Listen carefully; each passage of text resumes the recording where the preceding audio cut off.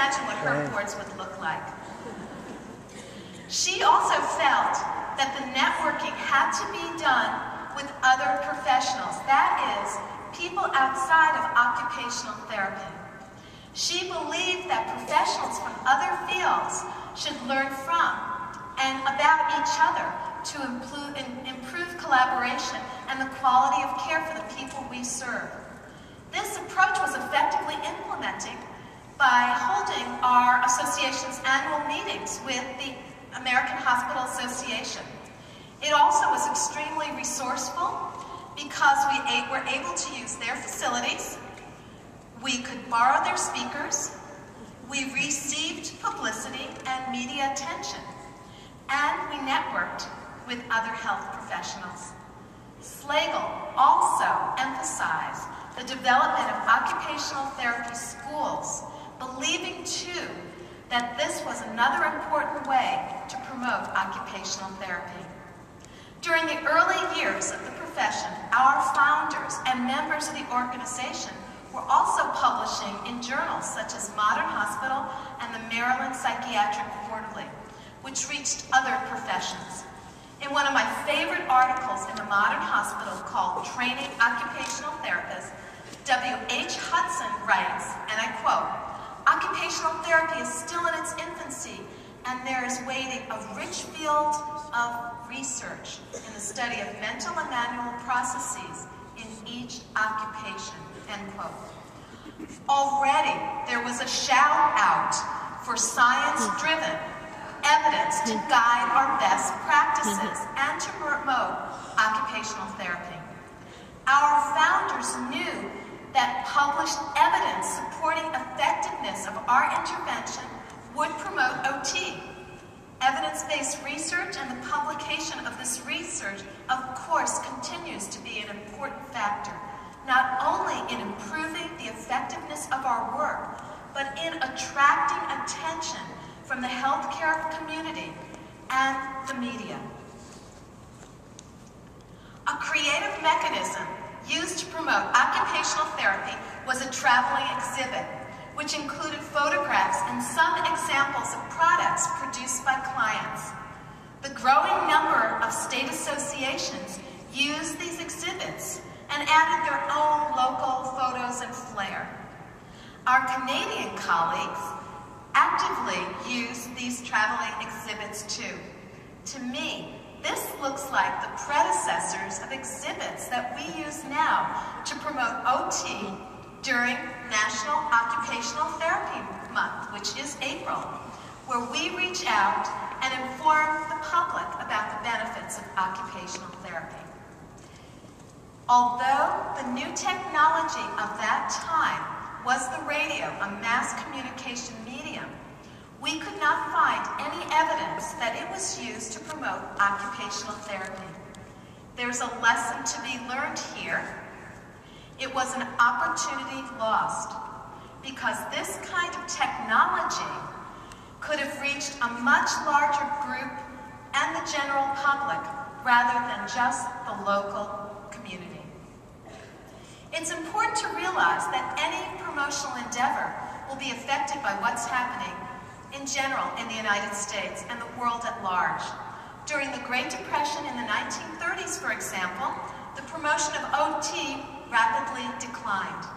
There was little number of OT positions and limited money to promote the profession. The second wave of occupational therapy promotion started in 1939. Reader's Digest published an article called Work Cure, which described getting workers with injuries back to work.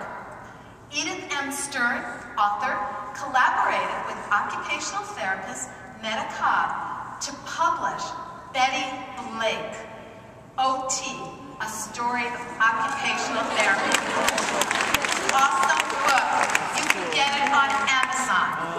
I read it cover to cover. If I was in that era, I would definitely have wanted to be an occupational therapist. The book really helped promote occupational therapy as a career. In the current language of social media, Stern and Cobb are super fans of OT. Since they had their own large following of readers, they used the technology of the time, magazines, books, and word of mouth to promote occupational therapy. Our profession grew rapidly with the onset of World War II as occupational therapists worked with wounded soldiers. In 1944, the Office of the Surgeon General of the U.S. Army paid for emergency courses at various schools to train occupational therapists. Not only did our numbers grow, but the profession also gained national recognition and press. You're going to love this one. In 1948, Gail Fiedler created an occupational therapy educational exhibit composed of 4 detailed dioramas with animated figures in each box, along with recordings that explain the meaning of each activity. By the mid-1940s, the new information transmission medium was television. We could only imagine the potential wider audience and impact of Fiedler's diorama exhibit translated into this new medium. Perhaps it would be a public service announcement or a short documentary. It wasn't until the late 1960s that stories about OT appeared on any television station. Again, another lesson to be learned. Here, it's important for us to understand the newest technology and to use it when appropriate to promote OT. Mobile Web 2.0 technology is now, and it's time to get more of us on board. WFOT helped to promote occupational therapy in the 50s because in the States, we saw it really tapering in the 1950s. AOTA became one of the 10 founders of the World Federation of Occupational Therapists. According to Dr. Catherine Kitty Reed, our own occupational therapy historian, another type of promotion was the addition of an occupational therapy section in the Strong Vocational Interests Inventory in 1952. This was another AOTA strategy to promote OT as a career. Okay, who remembers Soupy Sales? Oh, yeah. Raise your hands. Okay, what would Soupy Sales say? Pie? What about pies? In your face. Who said that? See me later, I have a prize, Jenny. Okay, in the 1960s, AOTA created public service announcements. And I have to say, when I was sort of digging in the library, Mindy pulled out 45s of these PSAs that we have not listened to in years. I was able to get them digitized. And we are going to hear a couple of them now. AOTA put together these PSAs, public service announcements, to help people better understand the profession and to recruit people in. They hired popular entertainers of the time, Soupy Sales and Bess Meyerson. And we're going to listen to 2 of them now. These are so cool. No pie in the face this time. Instead, we're going to talk about pie in the sky hopes. That's your future, baby. Hi, Soupy Sales here. And if you're a young man or a woman out there, how much thought have you given to your future? What do you want out of life? What are you willing to give? Compassion, care, concern for your fellow man? Well, then give this a thought. A career as an occupational therapist. The chance of a lifetime to help others. The wounded veteran whose biggest fight is learning how to walk again. The child who doesn't know what it is to laugh or smile. The accident victim whose back hurts too much to bend over and tie his shoes. If you want a rewarding career that's more than just a job, occupational therapy is a chance to do your thing. For more information. Okay, let's look at that. Is that cool? Okay, another prize. Who knows who Bess Meyerson? Ginny, you can't do it. Okay, Carolyn? Okay, you cut time. Who else? Carolyn can't hear you. Stand up, Carolyn. Project. Back here. They want to hear. Yes. Yes, that was her downtime.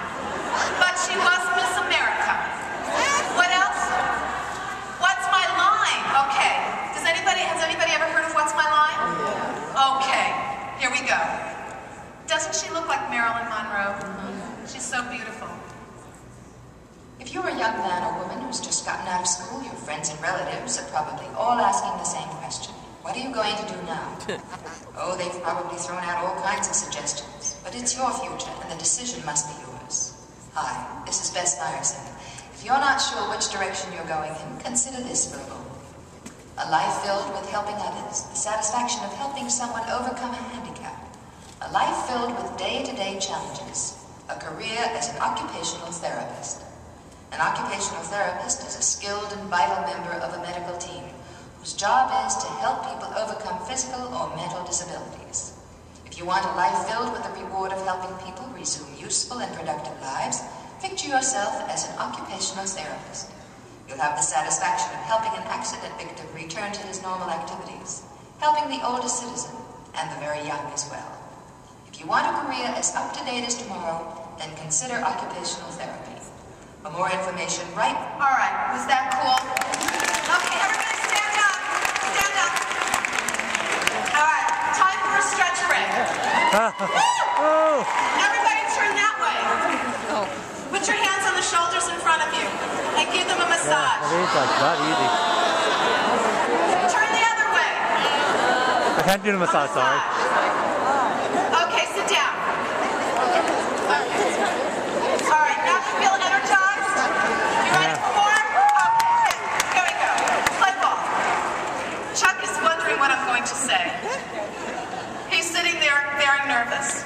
I'm only going to say good things.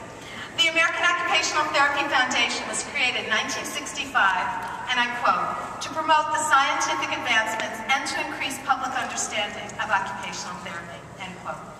I asked Kitty, again, Dr. Reed, to reflect on this time period and describe what lessons we learned to help promote OT. She suggested that one goal should have been developing OT academic programs in each state, since that's what brings in resources, particularly in state-funded institutions, which, as she pointed out, increases each state's awareness of OT. Legislators become aware of us because they have to budget money to support our programs. This is a good way to get attention. OT programs in a community bring OT people power and services.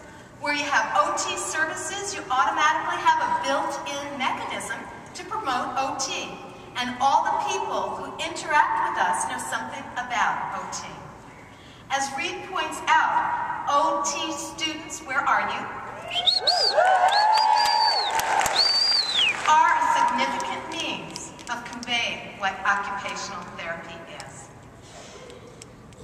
In the early 1980s, AOTA wisely chose, and I quote, target their promotional efforts towards groups who could further direct the acceptance, education, or employment of occupational therapy practitioners. They created a series of brochures aimed at focus audiences. For the school audience, they created OT Makes Learning Possible. For the payment audience, they created OT Makes Good Sense. And for the client audience, there was the Occupational Therapy Improving Function. The promotional campaign represented a range of goals, including attracting clients and getting reimbursement for our services. It was during that time that AOTA created fact sheets. These continue to be a very important resource for our profession.